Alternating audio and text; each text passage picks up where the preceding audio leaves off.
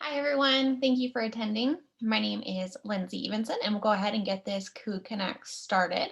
So I'm going to go ahead and share my screen, and hopefully you can let me know if you do see it. I do feel like everyone probably does say that, even though we're in month 7 of probably working from home and utilizing this software. So give me one quick second. And you guys should just see a background. And now you should see a PowerPoint. And I take the thumbs up as a good sign. So we will go ahead and get started this morning. So again, my name is Lindsey Evensen, and I'm a human resource analyst with Human Resource Services.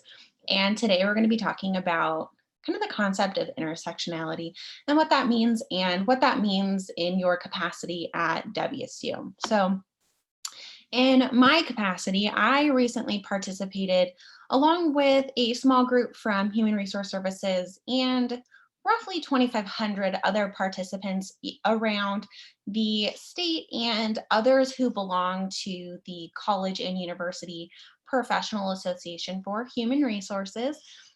We participated in a 21-day racial equity habit building challenge which aimed to enhance our understanding of race, create lifelong habits around racial equity learning and action, and really to move our institutions from talking to action in addressing the systems that perpetuate racial inequities, inequalities, and injustice.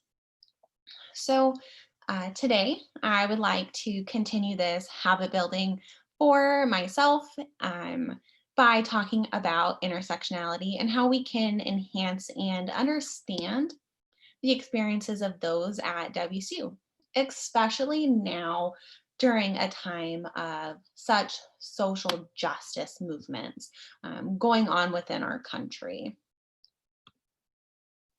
So the origin of intersectionality was it really starts with Kimberly Crenshaw.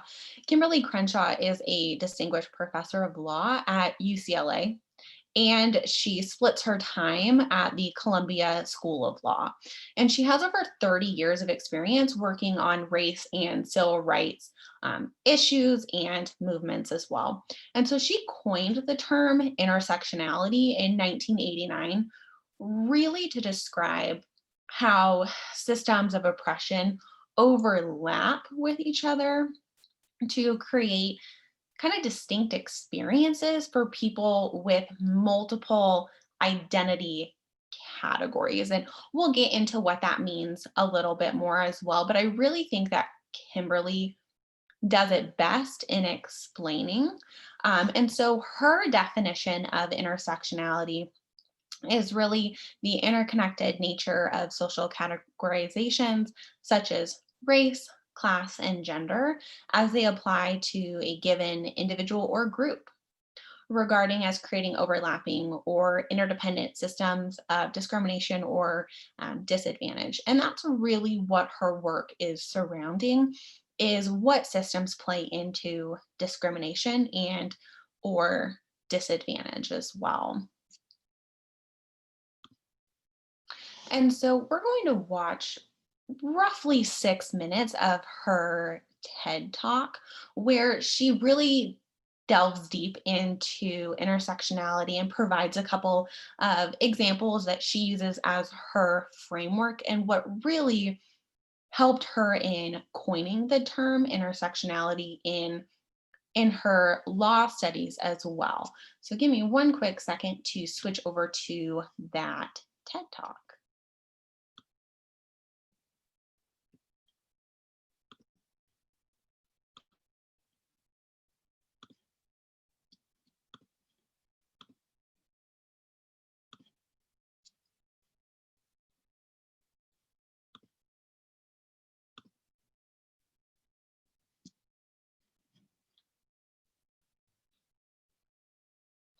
And can everyone see my screen?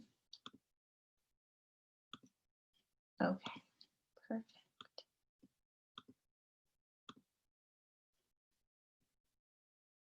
Great. I'll turn up the volume just a little bit, and here we go. Many years ago, I began to use the term intersectionality to deal with the fact that many of our social justice problems like racism and sexism are often overlapping, creating multiple levels of social injustice. Now, the experience that gave rise to intersectionality was my chance encounter with a woman named Emma DeGraffenreid. Emma DeGraffenreid was an African-American woman, a working wife, and a mother. I actually read about Emma's story from the pages of a legal opinion written by a judge who had dismissed Emma's claim of race and gender discrimination against a local car manufacturing plant. Emma, like so many African-American women, sought better employment for her family and for others. She wanted to create a better life for her children and for her family. But she applied for a job and she was not hired.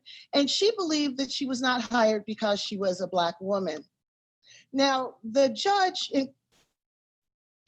Is the video working for all of the participants?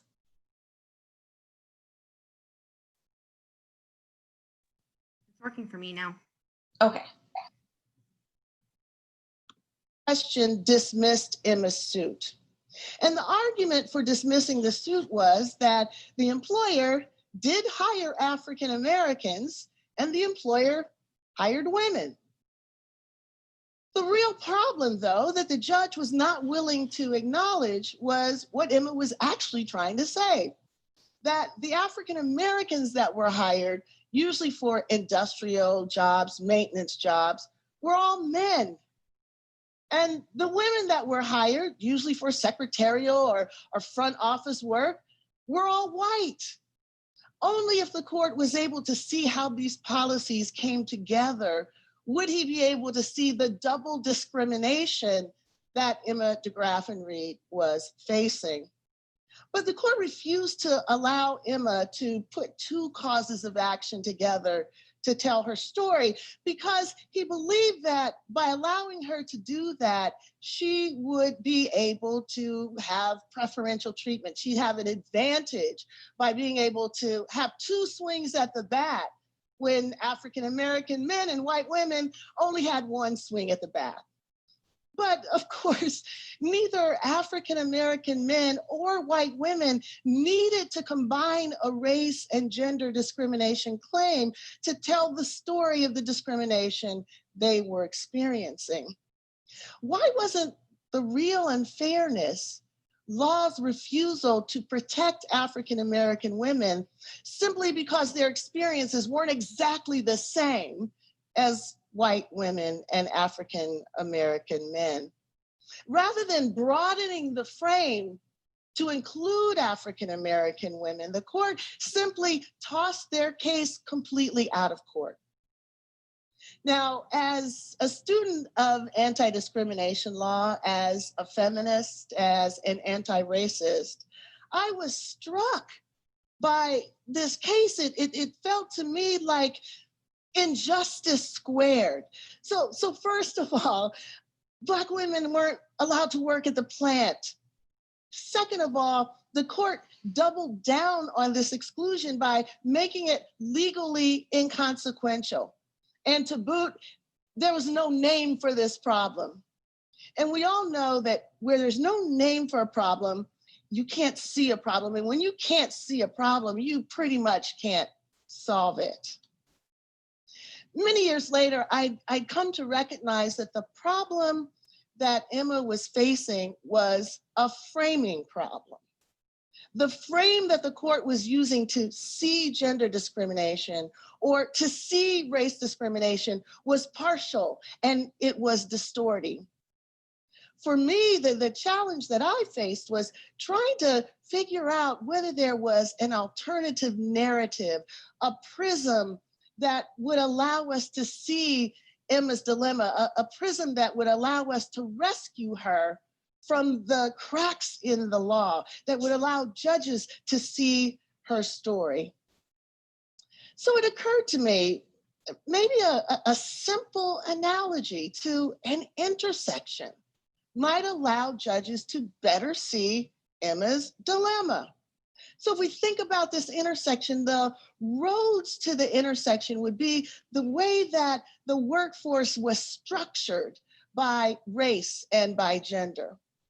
And then the traffic in those roads would be the hiring policies and the other practices that ran through those roads. Now, because Emma was both Black and female, she was positioned precisely where those roads overlapped, experiencing the simultaneous impact of the company's gender and race traffic. The law was like that ambulance that shows up and is ready to treat Emma only if it can be shown that she was harmed on the race road or on the gender road, but not where those roads intersected. So what do you call being impacted by multiple forces and then abandoned to fend for yourself? Intersectionality seemed to do it for me.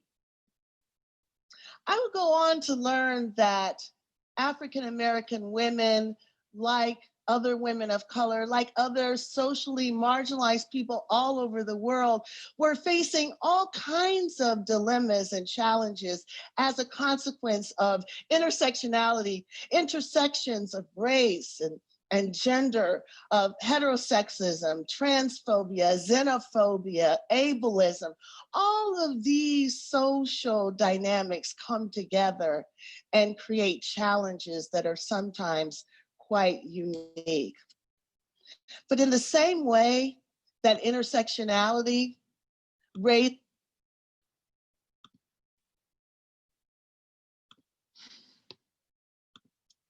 Just give me one quick second to get out of all of this.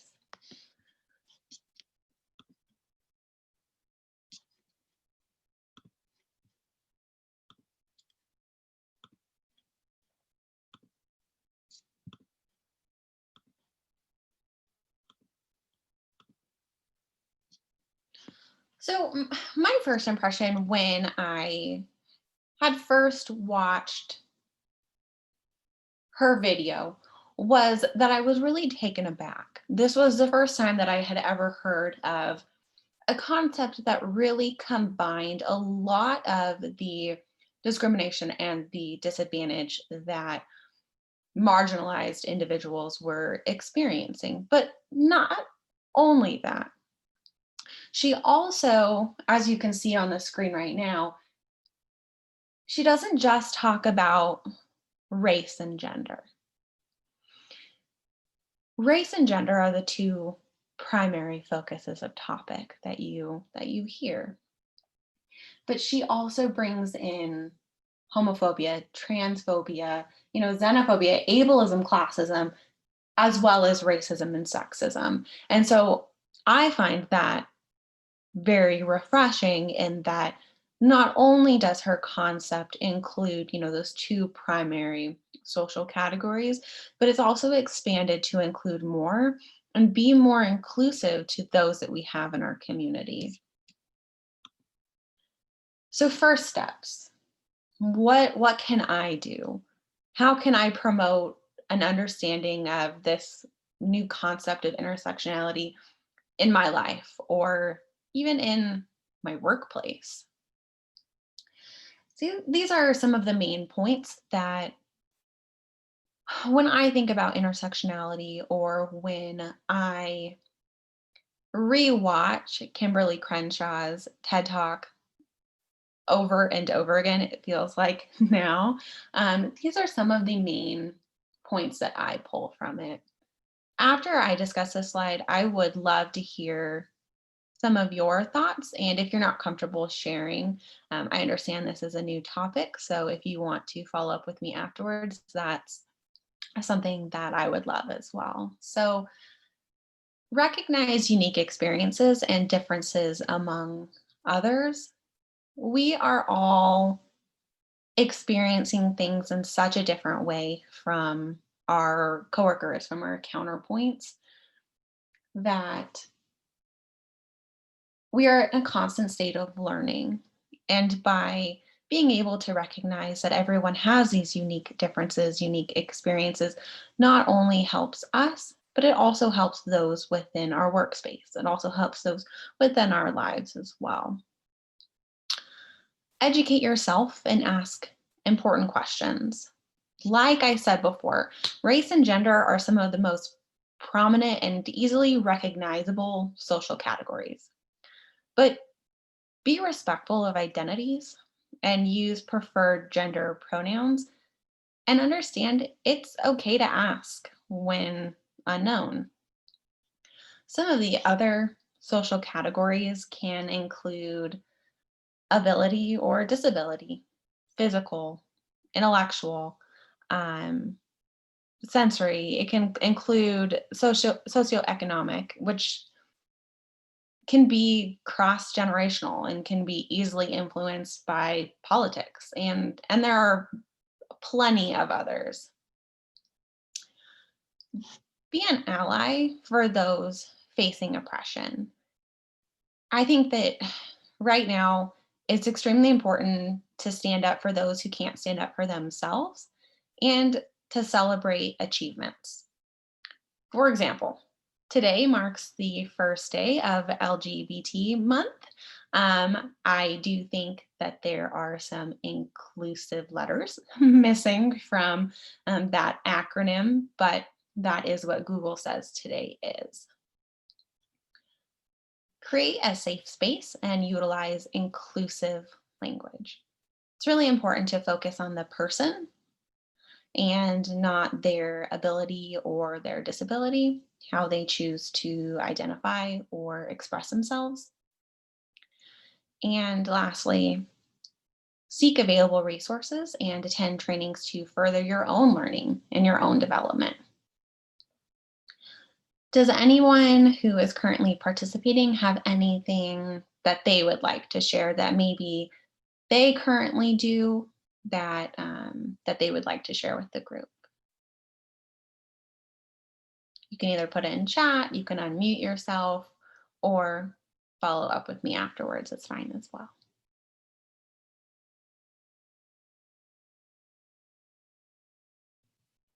Lindsay, would you be willing and able to show folks how to change the settings on their Microsoft Word or Outlook to include the bias language proofreading?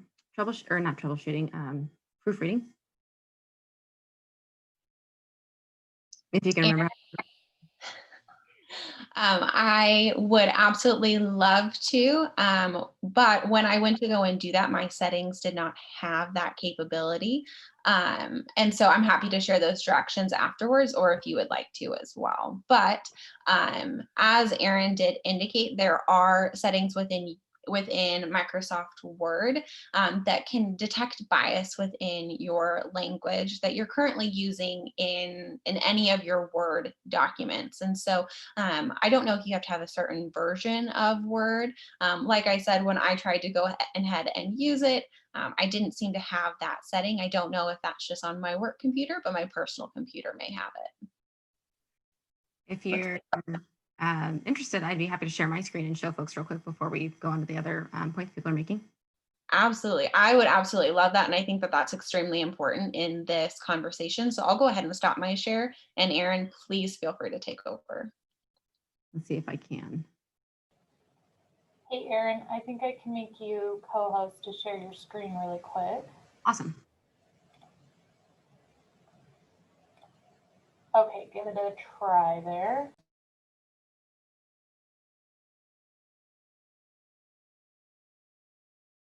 Alrighty, you should be able to see my Microsoft Word that showing up. Right, excellent. So when you're in Word, I found this fairly recently, but if you go to File, and you go down to Options at the bottom, you'll open up your Word options.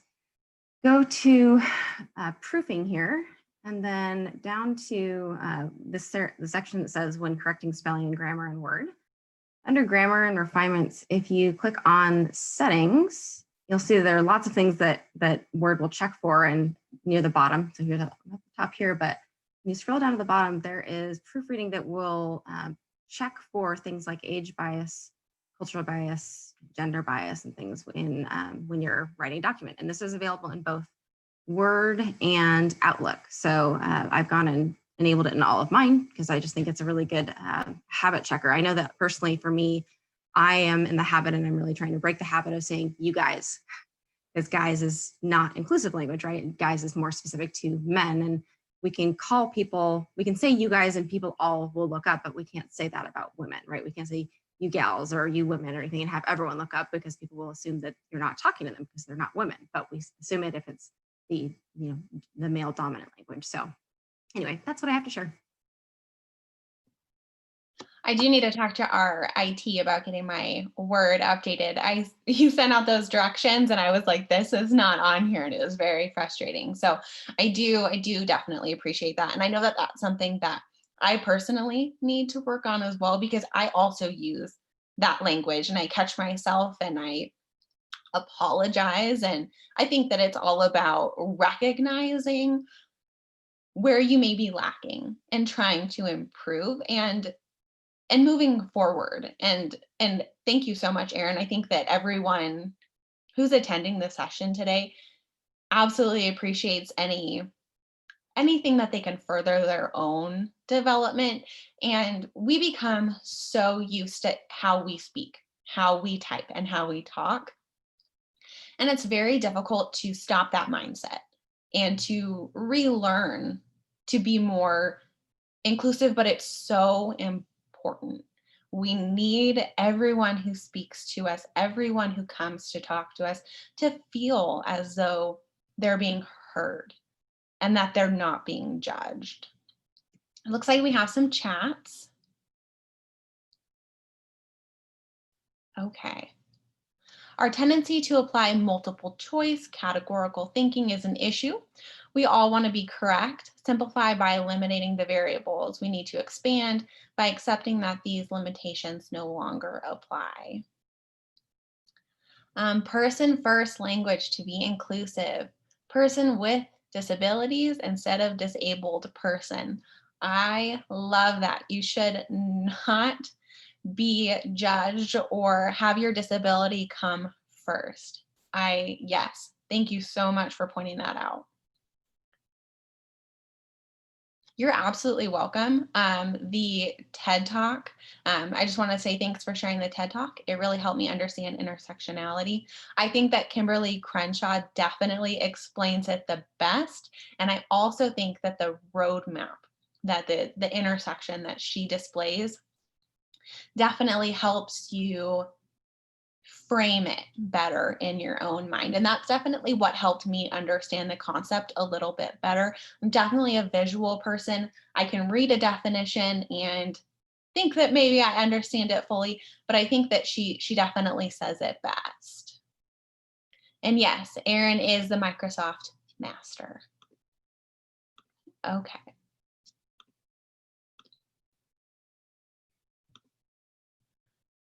So what is WSU currently offering?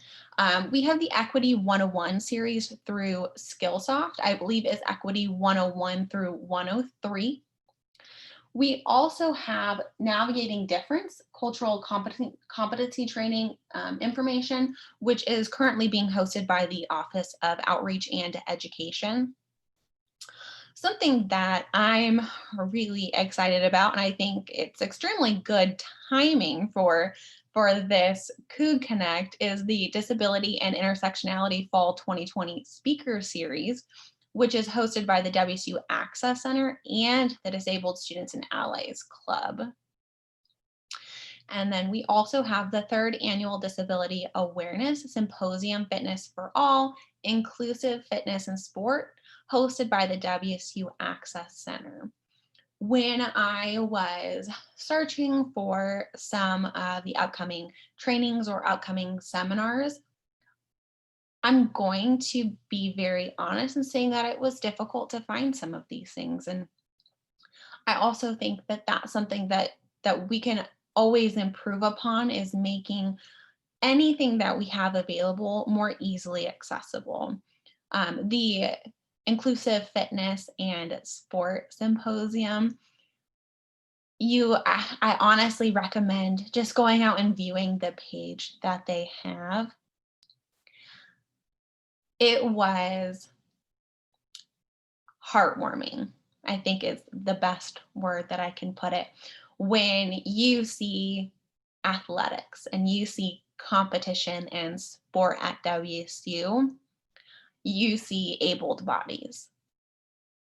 And this is inclusive. It is anyone and everyone who would like to participate is fully encouraged to participate. And I was taken aback for a moment.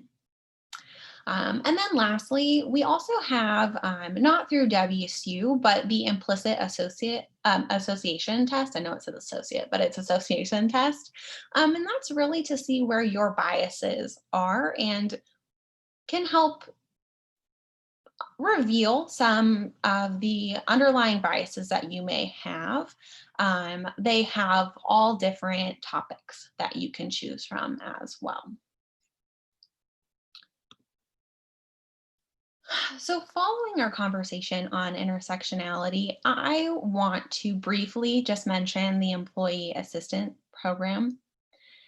Everyone is experiencing a lot right now, whether that's personally, professionally, emotionally, economically. I wanted to provide everyone with an additional resource available to them as WSU employees. So the Employee Assistance Program provides confidential counseling and referral services to WSU employees. You can call the state toll-free number, and we also have additional information on the Human Resource Services website. This doesn't really go with our topic, but I do want to make sure that everyone knows that they do have a resource available to them. This is a very challenging time that everyone is going through. So I do want everyone to know that they do have that resource available to them. So lastly, do you have any questions? You can contact either the HRS Learning and Organizational Development team. You can contact Human Resource Services as well. Additionally, if you have any ideas for KU Connects, please contact the HRS Learning and Organizational Development team. They are happy to hear them, and I'm really happy that I was able to share some of this information with you as well, and I'm happy that we had an interactive group today. Thankful that Erin was able to share some tips and tricks for Microsoft Suite products as well. So before we end today's session, is there anything anyone would like to add? Are there any trainings or upcoming seminars that maybe I didn't touch on?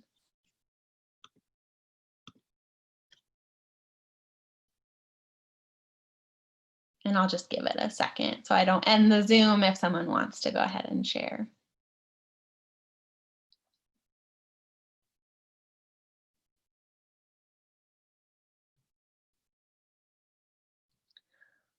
All right, so thank you so much again for participating in today's KU Connect.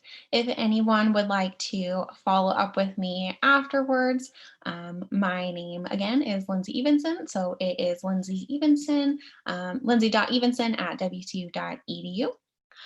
The next session of our KU Connect is Tuesday, October 6th, and it is Kendra Wilkins-Fontenot going over the WSU employee COVID-19 testing. So please join in.